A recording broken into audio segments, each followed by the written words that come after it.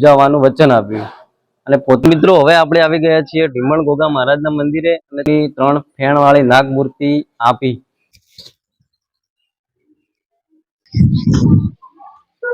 તો જય માતાજી મિત્રો, સ્વાગત છે ફરીથી આજ નવા વ્લોગમાં। મિત્રો આપણે આજે આવી ગયા છે બનાસકાંઠાના જબરજસ્ત લોકેશન પર। મિત્રો આજે આપણે આવી ગયા છીએ ઢીમા ગામ અને આ ઢીમા ગામ આવેલું છે બનાસકાંઠાના વાવ તાલુકામાં। તો મિત્રો આપણે આજે ગોગા મહારાજના મંદિરે આવ્યા છીએ અને ઘણા ખરા મિત્રોએ જોયું હશે ને ઘણા ખરા મિત્રોએ નહીં જોયું, તો આપણને રાજુભાઈ જણાવશે। તો મિત્રો આજે આપણે આવી ગયા છીએ ઢીમા ગામ અને ત્યાં આપણે ઢેમણ ગોગા મહારાજનું મંદિર તરીકે ઓળખાય છે। તો એવું પ્રખ્યાત ફેમસ મંદિર છે, આનું તમે જોયું હશે, દર્શન પણ કર્યા હશે મિત્રો, ઘણા ખરા એ નહીં કર્યા હોય તો ગોગા મહારાજના દર્શન કરાવીશું અને ઇતિહાસ જણાવશું। તો લોકેશન પણ જબરદસ્ત તમે જોઈ શકો છો, પાછળના ભાગમાં મોટું તળાવ છે અને તમને ઇતિહાસ પણ જણાવશું મિત્રો। તો આવો મિત્રો આપણે દર્શન કરીએ।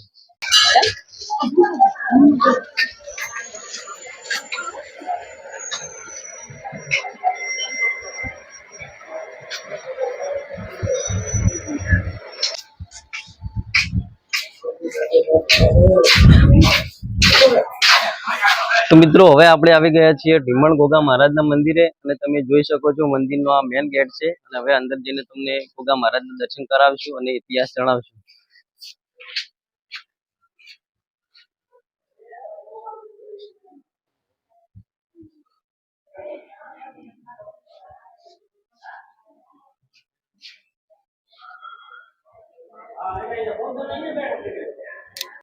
તો મિત્રો આપણે હવે આવી ગયા છીએ મંદિરમાં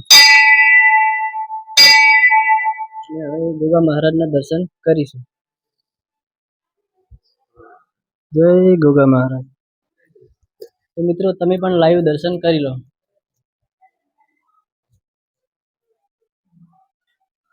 જય ગોગા મહારાજ। તો મિત્રો સરસ મજાનું મંદિર છે અને ઢીમા ગામ તમારે પણ આવવાનું થયું હોય તો અહીંયા આગળ દર્શન કરવા આવજો। સરસ મજાનું મંદિર છે, તો મિત્રો તમે જોઈ શકો છો અને મંદિર અંદરથી જોઈ શકો છો તમે, આ ટાઈપનું છે મંદિર। કેમેરામેન મંદિર બતાવો।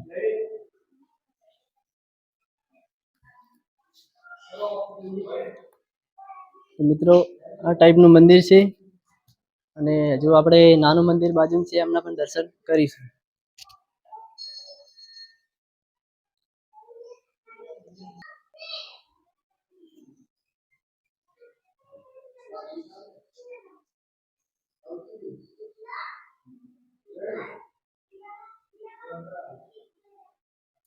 આવો મિત્રો આપણે બાજુમાં નાનું મંદિર છે એમના પણ દર્શન કરીએ।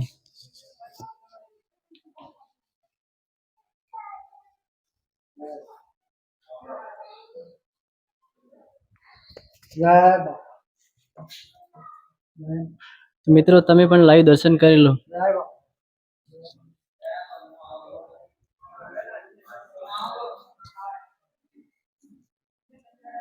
અને મિત્રો તમારે ઢીમા ગામ આવવાનું થયું હોય તો દર્શન કરવા આવજો, સરસ મજાનું મંદિર છે અને હજુ આપણે ઇતિહાસ પણ તમને જણાવીશું। તો આવો મિત્રો આપણે હવે તળાવ વિશે જોઈએ, તળાવ કયા લોકેશનમાં છે અને કેવું લાગે છે।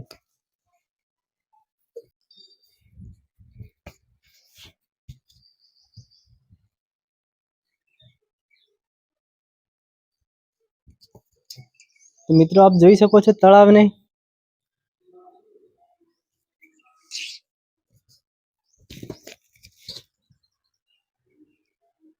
તો મિત્રો મંદિરની બાજુમાં છે તળાવ અને મંદિરનો પણ ઇતિહાસ છે અને આ તળાવનો પણ ઇતિહાસ છે।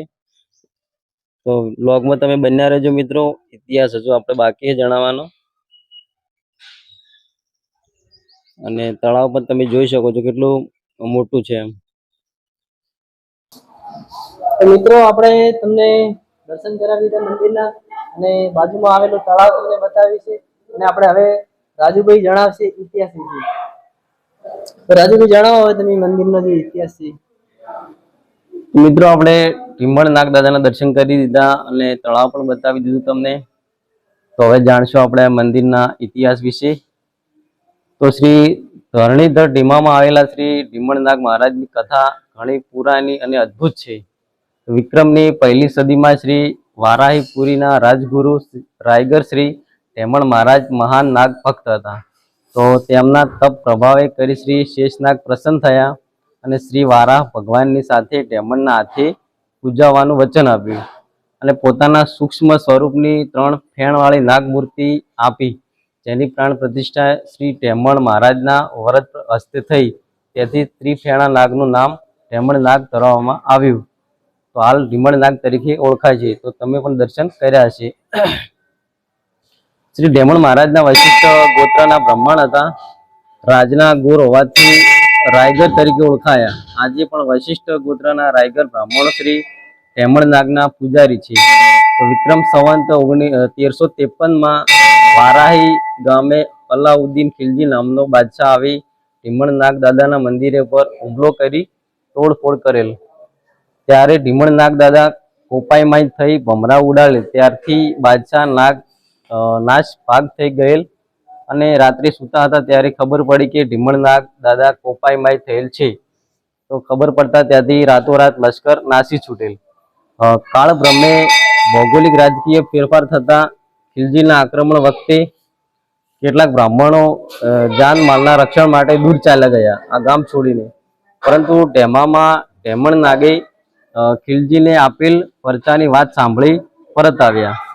નવું ગામ વસાવ્યું અને તેનું નામ ભસ્મા નગરીના બદલે ઢીમણ નાગના નામે પરથી ઢીમા ગામ રાખવામાં આવ્યું હતું.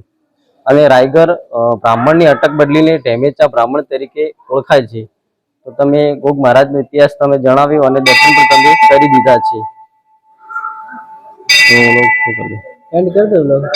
તો મિત્રો અહીં વ્લોગ અમે પૂરો કરીએ છીએ અને અમારે અવનવા ઇતિહાસના અને મંદિરોના વ્લોગ અમે તમને બતાવીશું. તો અમારી ચેનલને સબસ્ક્રાઈબ કરજો, લાઈક કરો અને કોમેન્ટ કરજો અને બને તે વિડીયોને તમે શેર કરજો. અને અમારી ચેનલનું નામ છે BK Vlog M81. મિત્રો આવા વ્લોગ અમારા દેખવા માટે અમારી ચેનલને તમે સબસ્ક્રાઇબ કરી લેજો અને આપણે હવે મળીએ નેક્સ્ટ વ્લોગમાં. જય માતાજી.